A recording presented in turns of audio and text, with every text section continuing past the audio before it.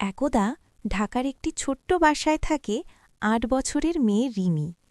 রিমি খুব হাসিখুশি, কিন্তু একটু দুষ্টুও। সে খেলতে খুব ভালোবাসে, কিন্তু মাঝে মাঝে অন্যদের সাহায্য করতে আলসেমি করে। একদিন বিকেলে রিমি বারান্দায় খেলছিল। হঠাৎ সে মিউ মিউ শব্দ শুনতে পেল। রিমি অবাক হয়ে বলল, এটা কিসের শব্দ? সে নিচে তাকিয়ে দেখে একটি ছোট্ট সাদা বিড়াল কাঁপছে আর খুব দুর্বল দেখাচ্ছে। রিমি একটু ভেবে বলল, আমি খেলছি, পরে দেখব। ঠিক তখনই তার মা এসে বললেন, রিমি, কি দেখছ? রিমি বলল, একটা বিড়াল আছে, কিন্তু আমি এখন খেলছি। মা মিষ্টি হেসে বললেন, আল্লাহ আমাদের শিখিয়েছেন যারা দুর্বল তাদের সাহায্য করতে। রাসূল সাল্লাল্লাহু আলাইহি ওয়াসাল্লাম প্রাণীদের প্রতিও দয়া করতে বলেছেন। রিমি একটু লজ্জা পেল।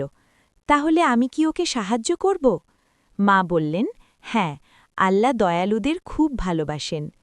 রিমি দৌড়ে রান্নাঘর থেকে একটু দুধ নিয়ে এলো।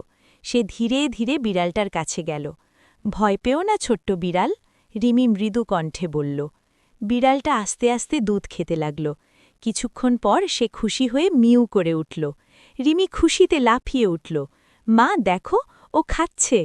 মা বললেন, দেখো, তুমি একটি ভালো কাজ করেছ। আল্লাহ নিশ্চয়ই খুশি হয়েছেন। রিমি হাসতে হাসতে বলল, আমি এখন থেকে সব সময় প্রাণীদের সাহায্য করব।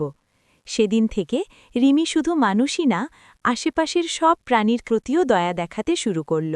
শিক্ষা, আমরা সবসময় প্রাণীদের প্রতি দয়া দেখাব। আল্লাহ দয়ালু মানুষদের খুব ভালোবাসেন। এই রকম শিক্ষামূলক ভিডিও দেখতে এখনই সাবস্ক্রাইব করো শিক্ষা টুল আর বেল বাটনটা অন করে রাখো।